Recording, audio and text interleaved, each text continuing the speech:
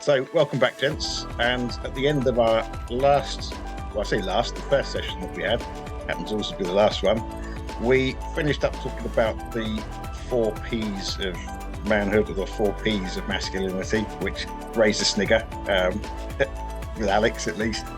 But we talked about the primacy of the father, the leadership elements, or the way that the father presides. And we talked about provision and protection, and that all of that supported and surrounded procreation, that the child that the father procreates and brings into the world needs to be led to heaven, essentially, and in the meantime needs to be protected spiritually and physically, and provided for in the same manner.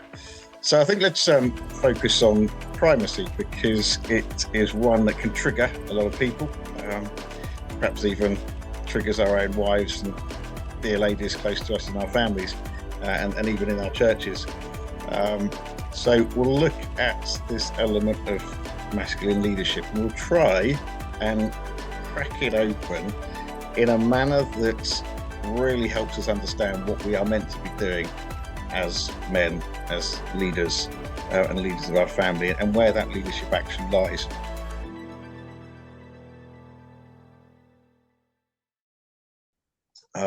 I don't know if anyone wants to sort of kick off perhaps with any of their own stories, about personally feeling their way through leading a family, or being the head of the family, or anything you've heard from any other guy, Catholic or otherwise, about the sort of trials and tribulations of leading wife and family.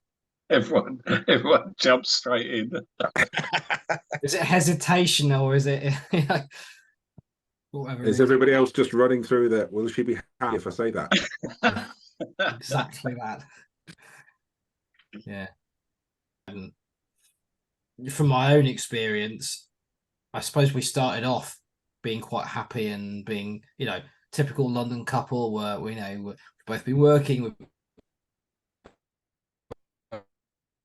both been equal, and I'm really keen to do my fair share of the washing up and the washing, and whatever, making the beds and stuff. And I don't know, somehow we felt reality kick in of because Felicity's had the kids and looked after them. That's been her focus. So obviously she's not going to go out and work. So then what do? Well, I go out and work, or actually I work remotely at home. But that means that I'll just go and do the laundry during the day. I can't just go out and do shopping. So there's kind of I suppose naturally there's been this role separation that I initially got quite angry about and was like, why can't I do this? But actually we've had a few discussions and well, actually I really like the fact that you're working. I just have to worry about the kids, and I can enjoy spending time with the kids during the day in the summer holidays now, getting them ready. And Felicity really, really enjoys doing little things for the kids, like she's already getting ready now for Renee's birthday in August. So somehow I found myself in the role of, I'm the breadwinner. I kind of, I suppose, make the big decisions of where money might be spent on a house or car or whatever. But Felicity will very much come to me and goes, right, we've got this and this and this coming up. Have we got enough money for that? Have you, Alex, set that aside in your budgeting? So I find, perhaps a modern, traditional, happy medium has been found, and that's okay. I haven't had to struggle against it anymore. How much of that would you put down to the fact that Felicity doesn't work away from home at the moment?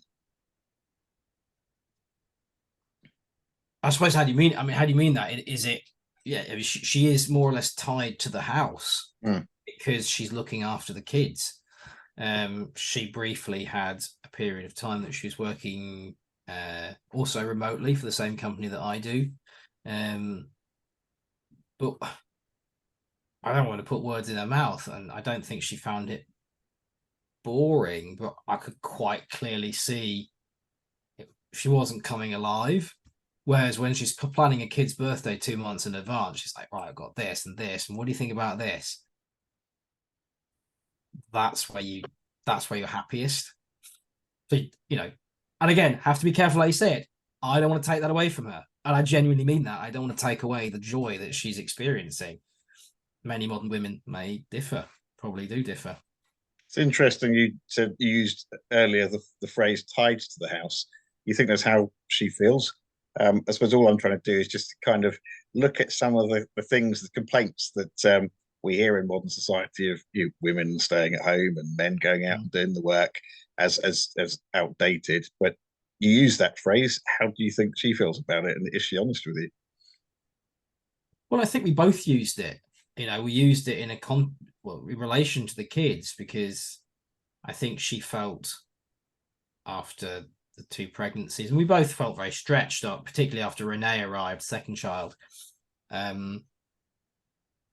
She felt like she was really responsible for these kids, and if she left the house, like, she was letting the kids down. And you know, there's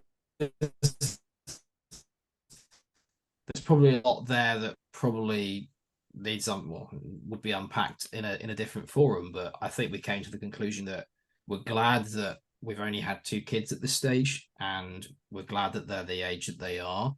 And Felicity's really glad that she kind of came out of that really intense period of motherhood, you know, breastfeeding, of you know, kids vomiting as soon as they feed, you know, all the baby stuff that probably we've gladly forgotten now. And she wrote a kids book.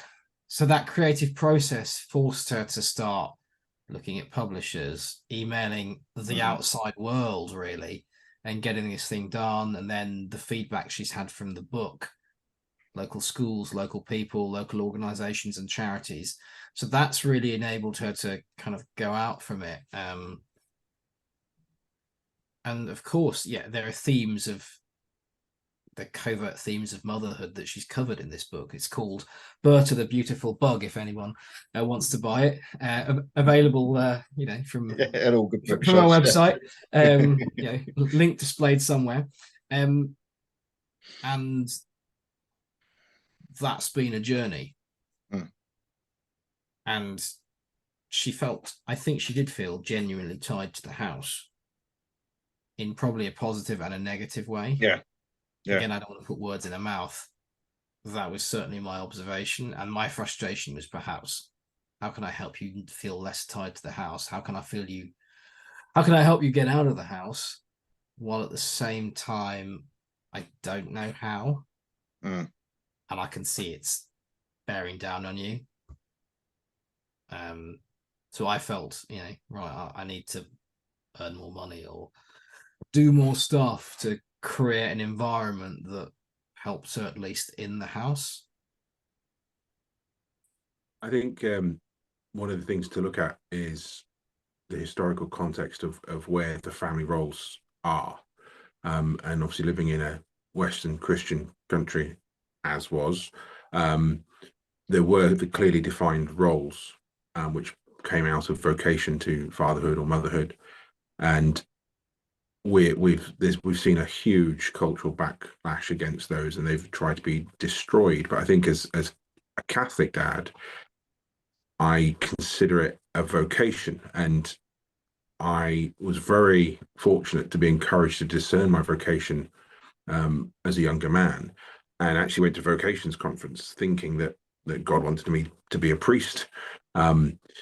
And I went to a vocations conference and got a very clear, no, I don't want that from God, which kind of surprised me a lot. But then that necessarily led me down the path of, okay, in that case, my vocation is to fatherhood.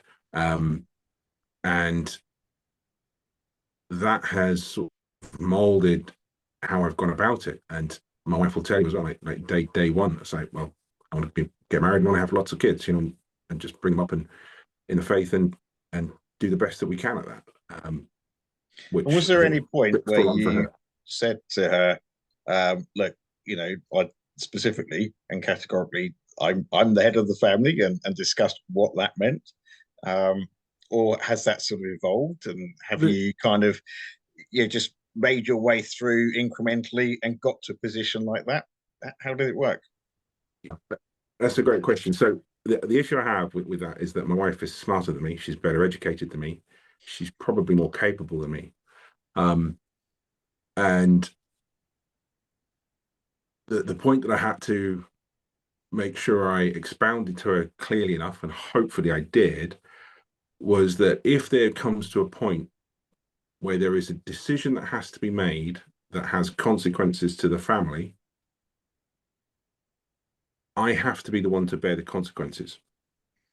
So it's my decision. So if I make a mistake and the family finances are in the pooper, well, it's then up to me to try and pick that up whilst not letting it affect the family.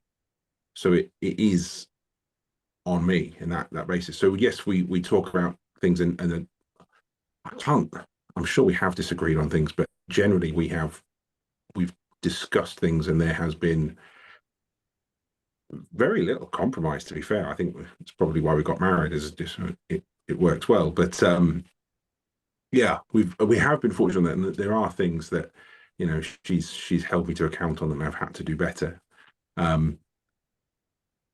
But yeah, it's worked well, and the children know they should do what mummy's told, but if daddy says that's it, thus far, touching wood as we speak. So that has definitely helped very much, having that structure. But I also try and use that to expound to the children that I am supposed to be to you as God the Father is to you. And although I'm imperfect in that, and I suspect my temper's a lot shorter, I do try and show to them that there is justice and love present in all the decisions that we make regarding the family and the children. And I do find that if you put that structure in there, it helps when you're then talking about the teachings of the church, that they recognize that that is actually a development of what happens in the home. Which I don't know, has anybody else got sort of I'm going to play devil's advocate and just throw this in, only because, well, talking among ourselves, we're preaching to the converted, but let's just throw this little spanner in the works and go back to your point of, well, you said you were the one to be sorting out the finances, and maybe, and I think Alex said he would go out and work more. The feminists out there might go, well, why you? Why can't you stay at home? And maybe your wife would like to go out and earn more. What would we respond to that in a gentle and fatherly manner? How would we come back at that? My realistic experience of that is we're on 6 children, and we are happy to have the children. They're all a gift from God, and the children have particular needs. Now, in the first 2 years of their life, that is mostly mum. We have 6 children, 12 and under. So it's mostly been mum having to administer those needs. So yeah, I can't do those. So, I mean, we're talking breastfeeding and nursing the children and, you know, those things. So as I can't do that, what should I do? Well, do I then just say, well, I'll just sit and do nothing, or do I get on and do the other things? And that's, you know, that's where the breadwinner role comes in. If I put my time and effort into doing that job well, there's no point me trying to do a lesser job of trying to be mum to the children when I need to be dad. Do I need to elaborate on that? Is that? Yeah, or and just nitpicking, you said a lesser job, and that's where feminists will have a go at us.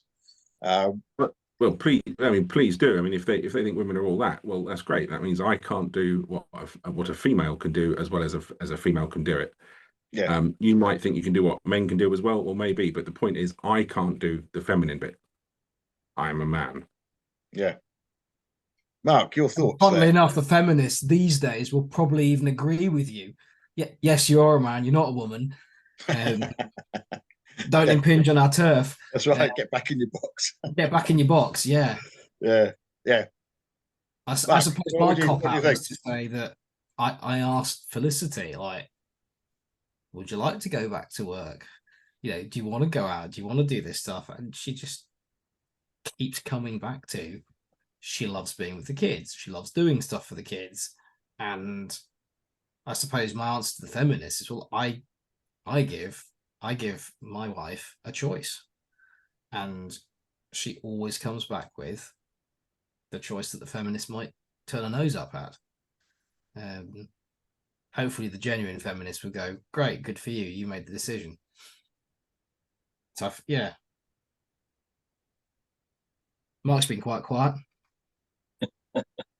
I think I was married fairly young, and it's interesting, because I hadn't thought that it would be something really, with hindsight, that would be really worth discussing. I think at the that sort of formative stage of your relationship. But I think as someone who was married young and then went straight into fatherhood, that I learned a lot from my wife, and she helped me to be a better person. I think I was still a lad, really, and she knocked a lot of the rough edges off me. And we didn't have a plan of how things were gonna pan out. And I don't think we ever had that conversation. Like you say, I think probably the reality was that she took on a lot more of the grown-up parental role than I did especially at that initial thing.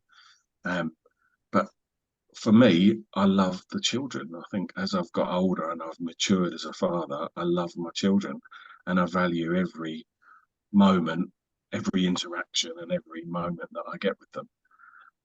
So that certainly has changed as I've got older, but also the way that I think our relationship, because I value her so immensely, and she is the person who's made me the person that I am today. That's sort of how I see our relationship. But just naturally, I think there is that, we've found our own roles, the blue jobs and the pink jobs, or whatever way you want to put it. And I think it's worked out well enough. But that's because we care about each other, and we care what each other want to do, and how they're feeling, and we take time to find out how they're feeling and how each other's feeling, and to try and take care of each other. And I think it's just organically worked out that way.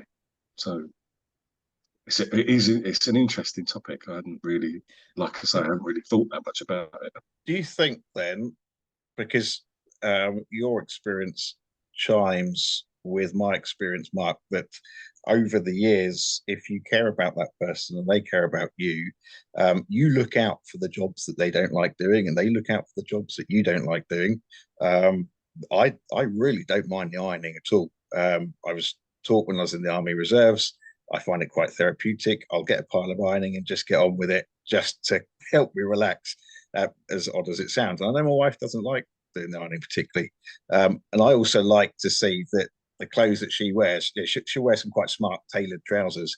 And if she puts a freaking tram line down the front of them, I'm like, love, give them back to me. I'm going to put a proper line down the front of those trousers, because you're not going out looking like that. And I like to do that, and it's important to me. And I think, as you said, that there has been a sort of organic evolution of how our roles have played out. So my question is this whole debate about men demanding X, Y, and Z, and actually not contributing to the household, to the chores, is this actually a bit of a straw man? Is this just to keep the sexes at war with each other, and that if one lived out a fulfilled marriage, one actually would learn very gently with one spouse to decide where those roles were, and where the decisions were made, and who made them, and who reinforced them? Are we actually having these arguments that don't need to be had, and we just need to be espousing good, solid, organic, loving relationships? Yeah, Definitely. yeah. I mean, Genesis kicks it off, and the natural order has perpetually fulfilled those roles, hasn't it? And that's how it has always worked out.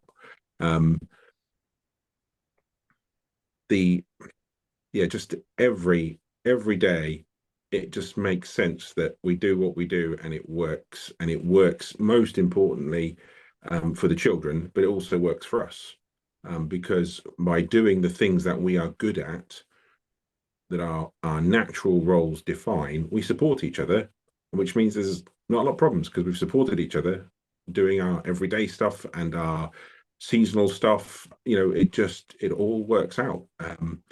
It also helps the children because they're very clear about where the lines are. I get two Is things that said because to me. you've drawn the lines, or you Absolutely, and yeah. your missus So have drawn the lines? Is that two been down things to you or both of you?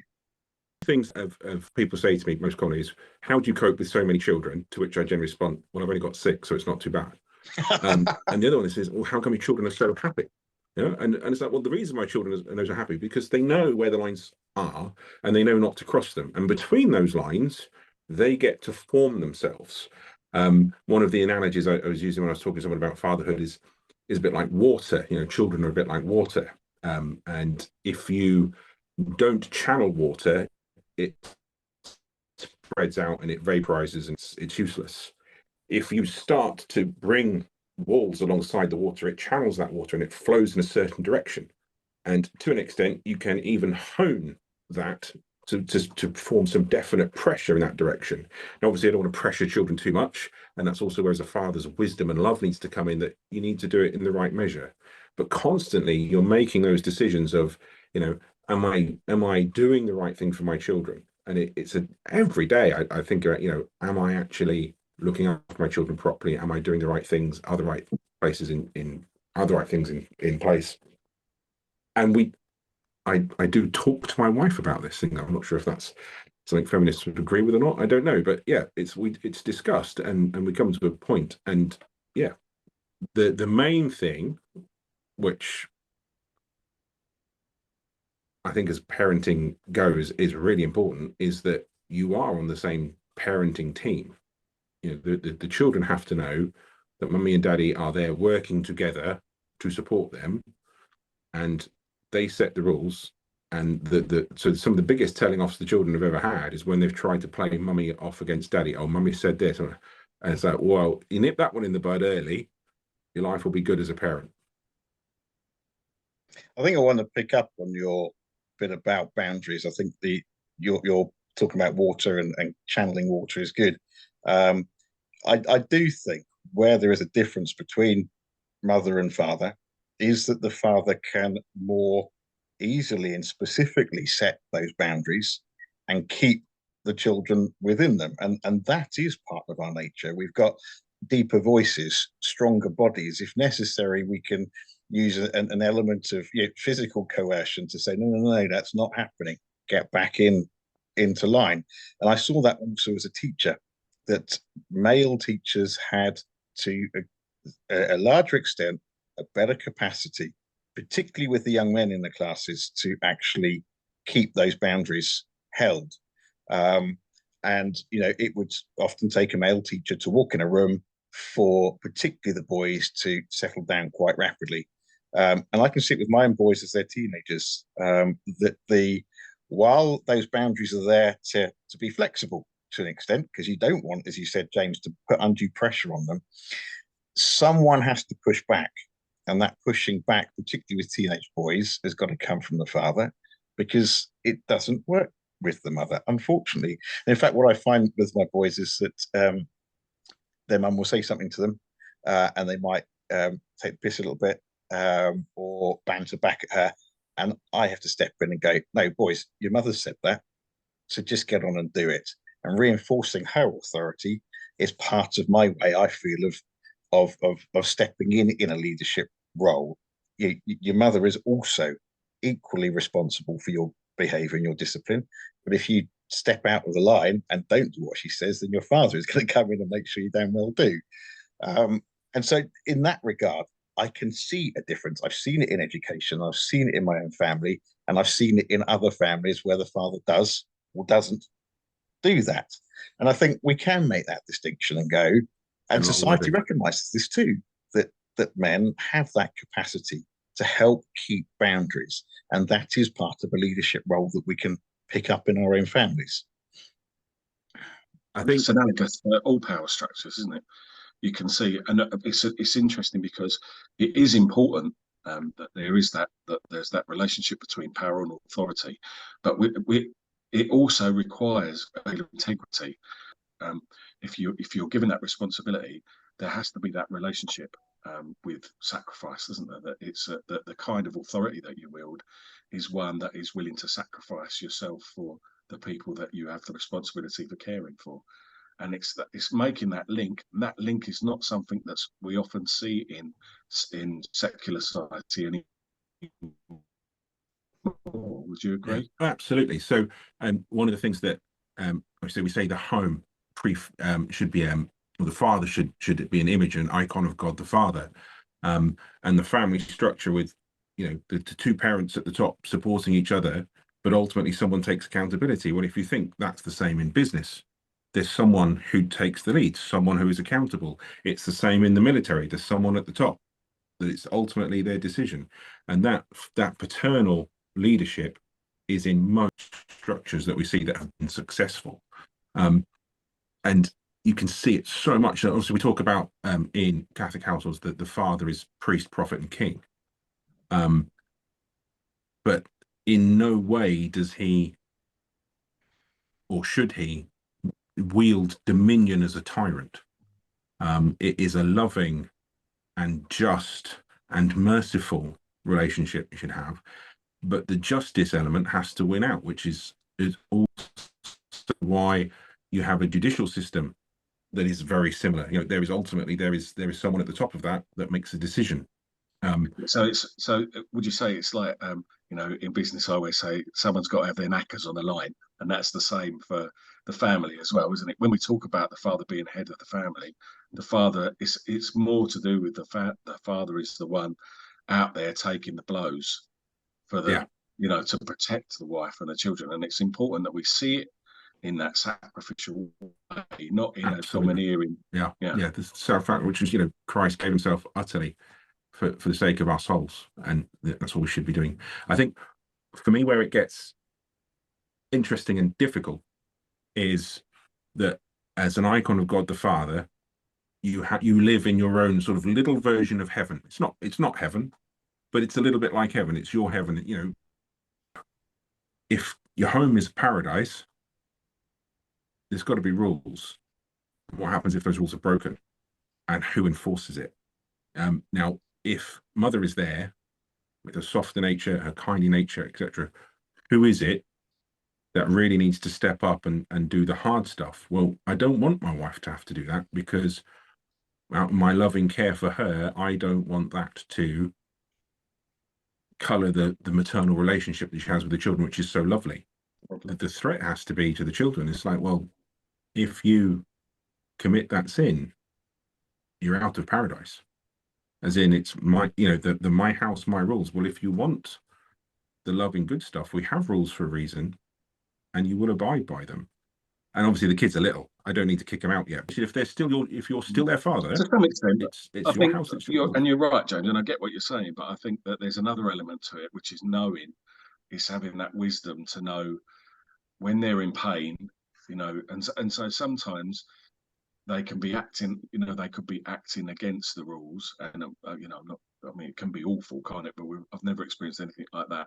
But if you're getting a little bit of pushback, sometimes to be just consistent loving force as a father can be as powerful, or even more powerful, and just to keep calling them back, rather than going in all guns blazes. Absolutely. Right, get out. Because once you've broken that connection, it's much more difficult to put it back together. What we're really doing is saying, look, there are consequences. Okay, you can choose this. You recognise that this is there will be consequences for it, and ultimately, I think being a parent in a lot of ways is just, you can't live vicariously through your children, can you? What you're doing really is you're constantly waiting. You're the one there to pick them up when they're little, and when they get bigger, you're the one who's there going, okay, come on, it's all right, stand up, let's have another go. And it's being that constant reassuring authority. And also showing them the rewards, so it's like, you go down this negative action, there are these consequences, but you do the positive things, get the reward for it, which is, that's what discipline's there for, isn't it? Identify with both what you said. I took a leaf out of your book, James, the last time you were out visiting, and we were sitting out chatting about consequences, etc., and trying to get the kids to bed, and you were like, you can turn so much into, it's actually a grace or privilege, like your bed, your toys, your pillow. Now, if you're not going to get to bed, or if you're going to mess about now, well, you have to sleep without a pillow then. And you start just moving the pillow off the bed, and already, right, no problem. James, I want to pick up on a few of the things that you said, because you said quite a lot in and covered quite a lot of topics in what you said a few minutes ago. Number one, you took it back to Genesis. And I think here often even Christians, Catholics have an issue. There's two creation stories in Genesis, one which gives the Adam and Eve dominion over creatures, dominion over creation. And then there's another one where Adam is more specifically given the responsibilities over creation. And then obviously we have the fall. And after the fall, this is where God comes in and says to Eve, your desire will be for your husband, and he will rule over you. And this is something that is very, very difficult for some people. My understanding of your desire shall be for your husband is the desire for the authority that was given to the husband. And this is perhaps played out in Satan's temptation of Eve, where he says to her, you will be like gods. Now, which woman would rather or would not choose goddess over helper to the man? And I think this is one of the sort of problematic aspects of the creation story, when the man is said that he would rule over the woman. And I've even seen this in Catholic literature. A leaflet I picked up some time ago was looking at masculinity, and written by a woman, and this phrase was interpreted as "he will lord it over you," and that was the way in to be able to say that no, the man is awful, the man is bad. This thing about he will rule over you isn't true. He shouldn't be. It's very negative. He's going to be dominating over you. Now, this was obviously after the fall, so it's a consequence of the fall, and I think it's a reflection of what happened in the sin of Adam and Eve. That Adam, sure, did not take up his responsibility to protect the woman in the face of Satan. He was afraid of losing his own life, and he let the woman take the flak on his behalf. He was there at the time, and there's this powerful demon tempting his wife, and Adam does not stand in between her and the demon, prepared to lose his own life. He's just been given the whole of creation, and he's been given this beautiful woman, and there they are, loving life. And does he want to lose what he's been given? No. But nonetheless, this is what is the consequence. The problem that I think happens with when women question this is that the man has not taken up the consequence of his punishment, which is to work by the sweat of his brow. And I think this is often the issue that women have with men. They are not pulling their weight. They're not doing what they should be doing. They're not keeping up their side of the bargain. And if men aren't doing that, then why the hell should we listen to them and do what they're doing? Just to wrap up, I remember just hearing, it was one of these BBC sort of looking back to the 1930s or 1950s. It's their archive. And I think they were talking to some sort of working class people, like literally the men were down to mines, and the women were having to sort of put food on the table. And the women understood that their men were working themselves to death and were coming home late in the evening. And it was not necessarily a joy for them to put food on the table for their man, but they recognized what it was that their man had done to buy that food, to get it on the table, and they were prepared to help him. There's a quote which is it's apocryphal. Everyone thinks it's Chesterton, but I don't think it is. I haven't looked it up. But anyway, the quote goes that feminism has given women the false idea that they are free when they serve their bosses, but enslaved when they help their husbands. And this goes back to Mark's point and your point that someone has to put their knackers on the line. In every facet of life, there is always someone at the top who has to take that responsibility. So that was one point, James, that you took it right back to Genesis. And I think it's important to sort of go back to that point and go, okay, so where did this all start? And I think another point that you picked up was, and I think it was Marx said that, is this not in our nature? And I think this is another aspect of the discussion. Is leadership in our nature? Is nurture in woman's nature? And this is where I think a lot of today's debate goes. Is it natural for the man to be leading? Is it natural for the woman to be nurturing? And that's where other problems are created. And I just wanted to pick that up because I think Marx kind of resolved that problem by saying that this interaction between husband and wife, where things fall out organically, that's the answer. The answer lies within the marriage itself. That's why it's a sacrament. There's just a couple of things I wanted to sort of wrap up on that before we moved on.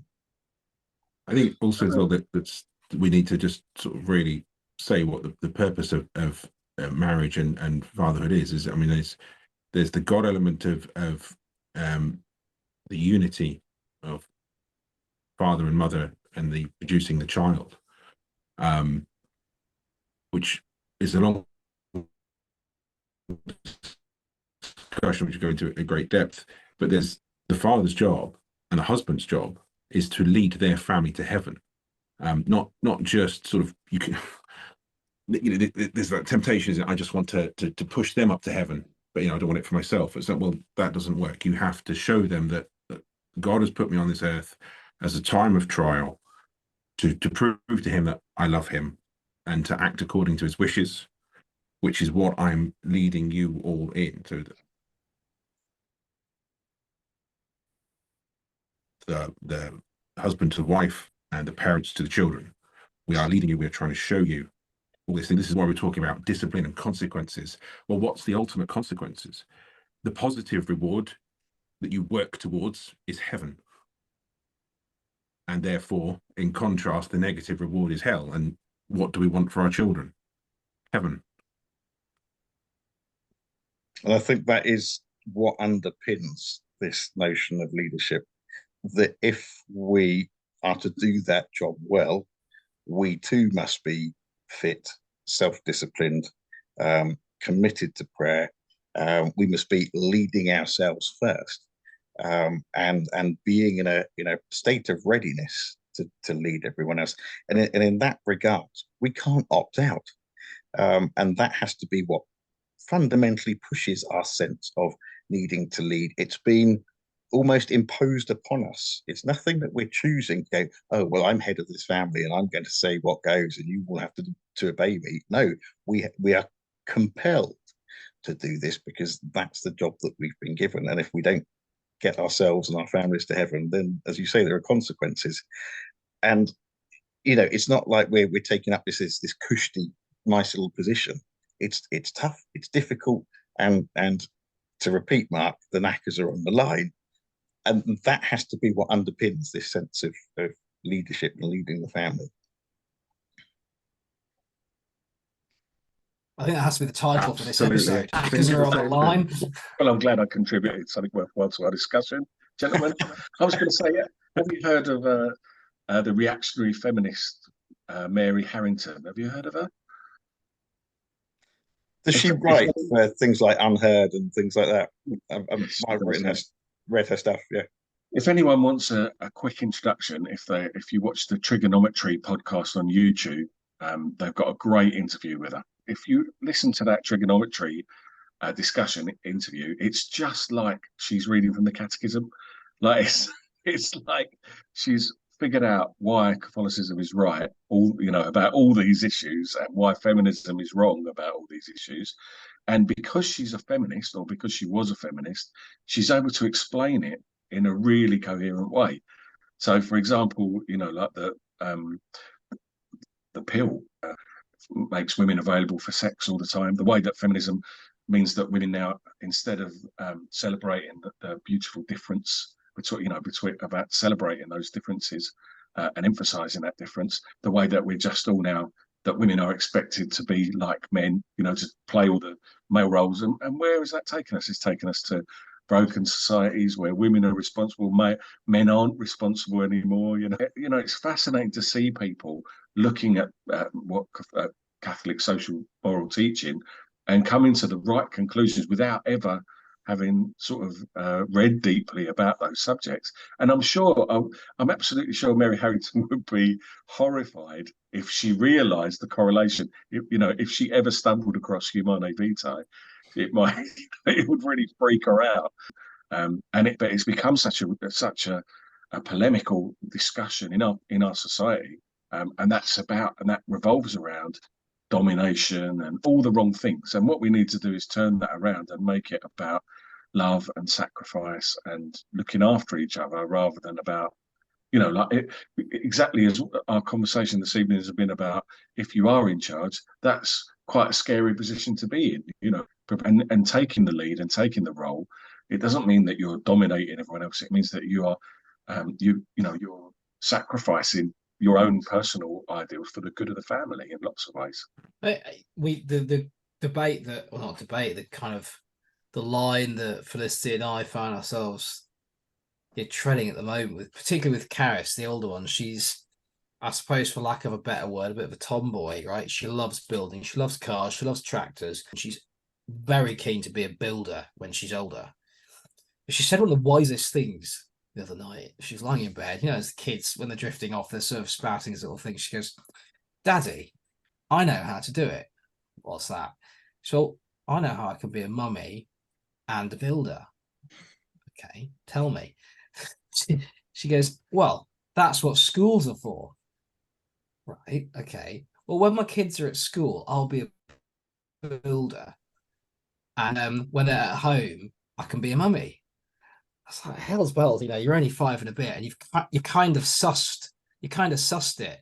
And you don't want to go in crashing and go, well, actually, you may find that, when you're a mummy, you can't, your time will be taken up with other things. But that simplicity of kind of just knowing that there's a balance and knowing that there's a right relationship between motherhood and, of course, working. And, I don't know, I was really pleased that my daughter maybe was picking up on those bits and pieces, but she still realizes she needs to be a mummy. A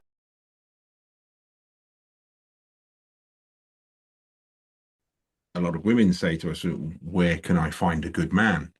So, the first thing out of that is, well, actually, yeah, a good man is an attractive man. A good man is responsible.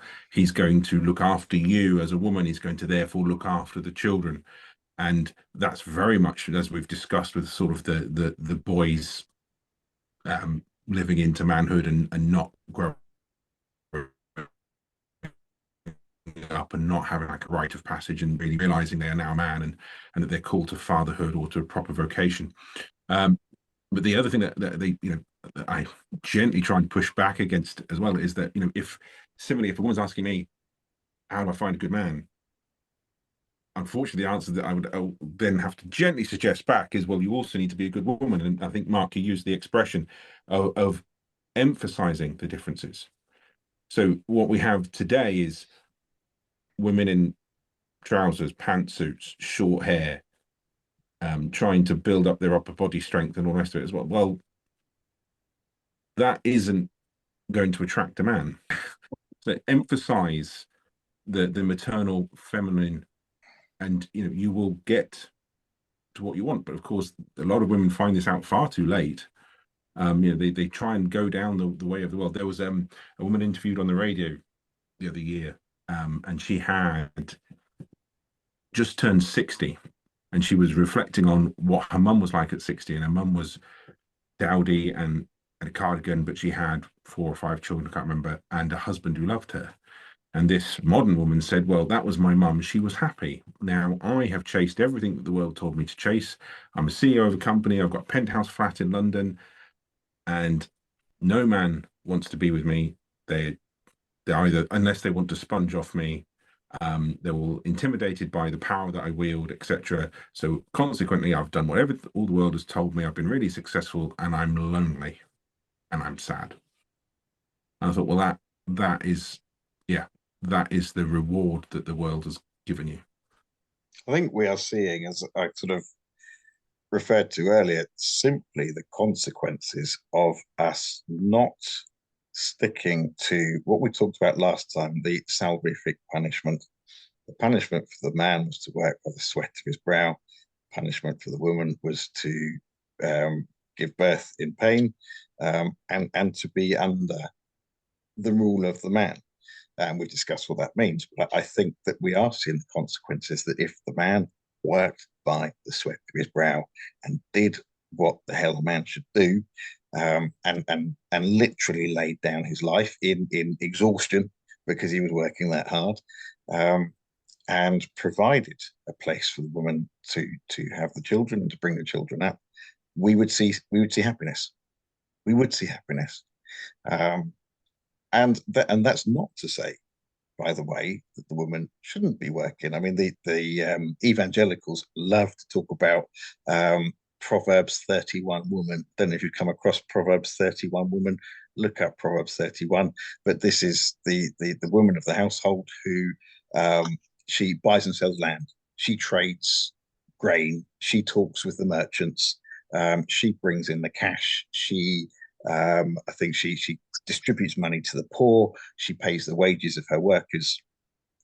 So what we're not saying in terms of creating our household is that the woman must be enslaved to the kitchen sink.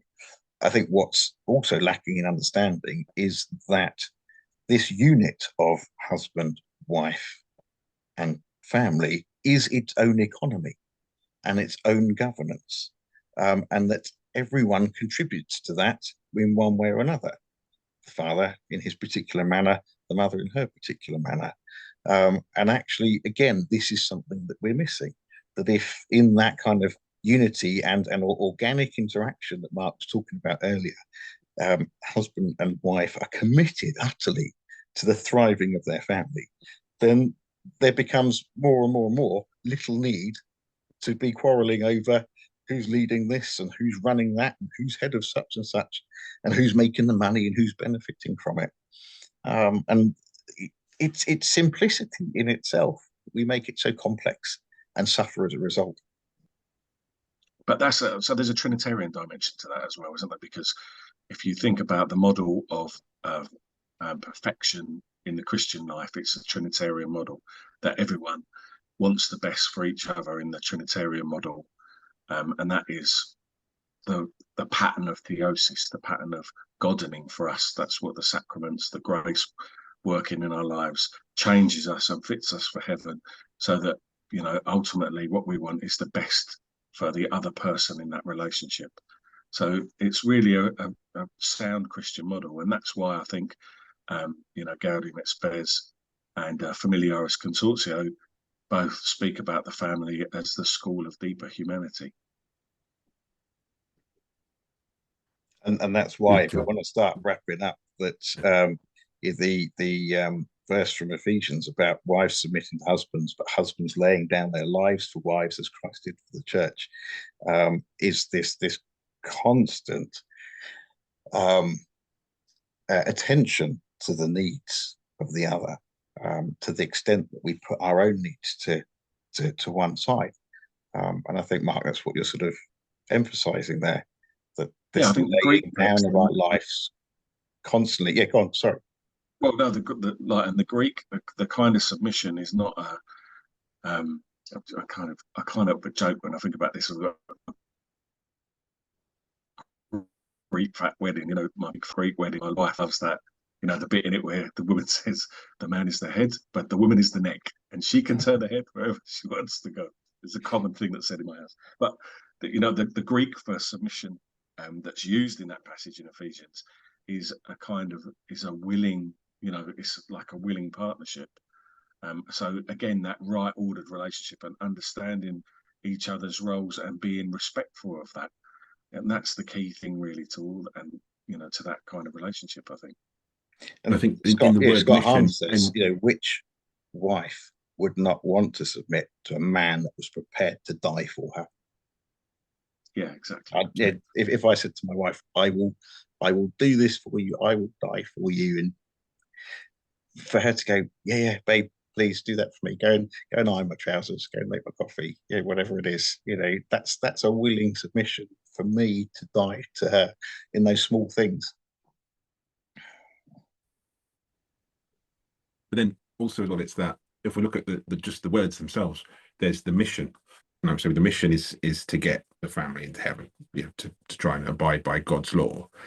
Well, the word submission means that it's an undermission that's supporting that, right? It's not the way we come to see it is we browbeat them and push everything down. Well, it's not that. It's a supportive mission. But the main mission is leading the family into heaven. I had a conversation, I can't remember who it was, with someone precisely about that big fat Greek wedding quote and go, the wife is the neck. And actually, this person then said, I like to think of it, actually the wife is not necessarily the neck, but actually the crown that sits on the man's head. She is this fantastic jewel, and she requires the head to sit on, otherwise she's there's nowhere to be, and she requires someone to carry her, and actually that's a place of great elegance, of great respect, of great reverence to be carried. And she is placed there essentially as well. Who puts the crown on the king? It is God. And who puts the crown on the man? It is God in marriage. And the jewels need to be polished. The jewels need the right the right conditions to really thrive and to radiate their beauty. Whether Felicity would think I'm mad for saying that, I don't know. She'd probably enjoy it. If we cultivate that idea of what our wives mean to us, and that the women in our society, that would be transformative in and of itself. I think having a daughter really changes your perception in a really powerful way, and you start to realize how extraordinary women are. And to have a wife, someone dedicated to the to your family and your well-being. And I know my wife is incredibly dedicated and patient and loving and kind, and that, I think, is when you start to really recognize how beautiful that is and how extraordinary femininity is, and it makes it all the more wonderful. It makes the whole marriage and makes the whole mystery that we're engaged in really wonderful and powerful. Femininity, not feminism. Great. Yeah. Yeah. And I think this is something that struck me quite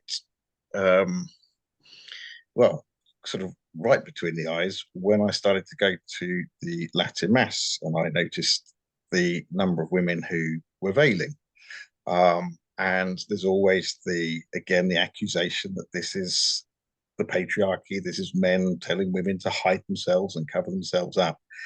Until someone explained, and this was in a very different context, that Our Lady was the very first tabernacle, and as such conferred the similar status of tabernacle onto every other woman that conceived, and that the womb itself had then been sanctified because Christ decided, or was arrived in this world in a womb, and that we veil those things that are sacred as we veil the tabernacle in church.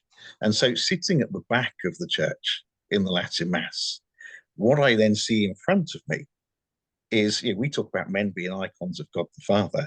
All of these veiled ladies were icons of the tabernacle. I was seeing, 10, 15, 20, 25 tabernacles in front of me, all the way up to the tabernacle right at the end. And this sense of sanctity about womanhood and about what womanhood had literally conceived for our world, our Savior and our way to salvation, really is the pinnacle of our understanding of what it is as men we're meant to be doing. And it's interesting, isn't it, that men, as we walk into church, we have to take our hats off out of respect, and women veiled to show us the sanctity of what is in front of us.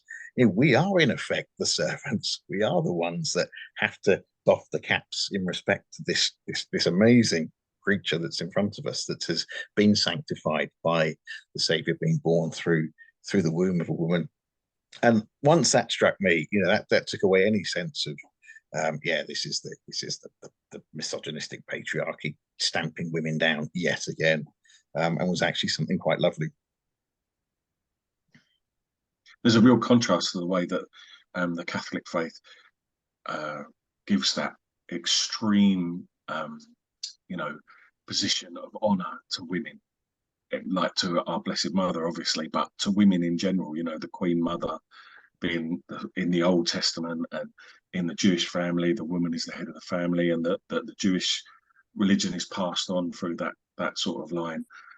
That's really at odds with this. It's so ironic, isn't it, the way that secular society removes that femininity. And it's the thing that I see all the time about the feminist movement, which is really, it's not about equality, or it's almost the opposite. Like that, it seems to me that the Catholic faith is the right form of equal dignity, if you like. And in secular society, all you've got is women trying to be men and abandoning womanhood as a result of that. And it's just a big mess. Now women are becoming men, and women, there's no such thing as women anymore. Well done, boys. It's all, what a total mess it all is. Yeah. But that, as we know, is, and we talked about this last time, that it is the strategy of Satan to simply homogenize, androgynize everything, so that we don't see those distinctions, so that we don't see fatherhood in God and motherhood in church, or the other way around, God in fatherhood and church in motherhood. And that's the battle that we're fighting, and that's why it's incumbent on us to make those definitions as resoundingly clear as we possibly can.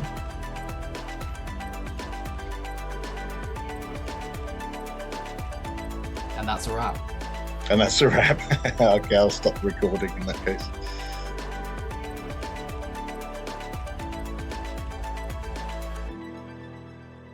Catholic Manifesto.